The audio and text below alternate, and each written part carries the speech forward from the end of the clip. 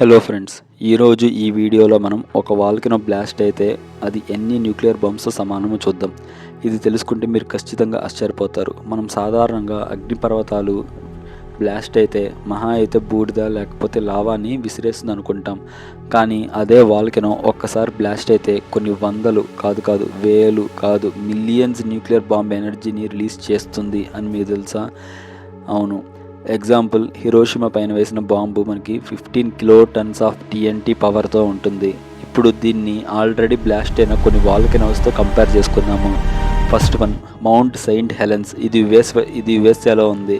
1980లో blast అయినప్పుడు దీని యొక్క పవర్ మనకి 1600 హిరోషిమా బాంబ్స్తో సమానం. రెండోది క్రకటోవా. ఇది ఇండోనేషియాలో ఉంది.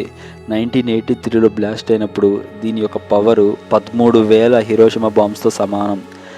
నెక్స్ట్ మూడోది మౌంట్ తంబోరా. ఇది కూడా ఇండోనేషియాలో ఉంది. 1815లో ఇది బ్లాస్ట్ అయినప్పుడు దీని యొక్క పవర్ 6,000 హిరోషిమా బాంబ్స్తో సమానం.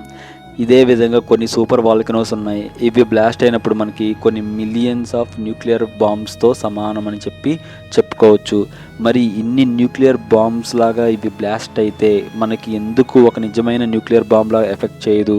ఎందుకంటే న్యూక్లియర్ బాంబ్స్ ఒక చోటే ఒక క్షణంలో చాలా రేడియేషన్, చాలా టెంపరేచర్ని విడుదల చేస్తాయి.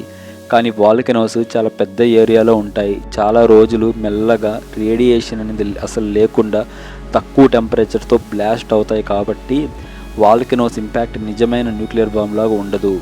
Thank you. ఇలాంటి ఇంట్రెస్టింగ్ ఫ్యాక్ట్స్ కోసం సబ్స్క్రైబ్ చేసుకోండి, ఎంకరేజ్ చేయండి. Thank you friends.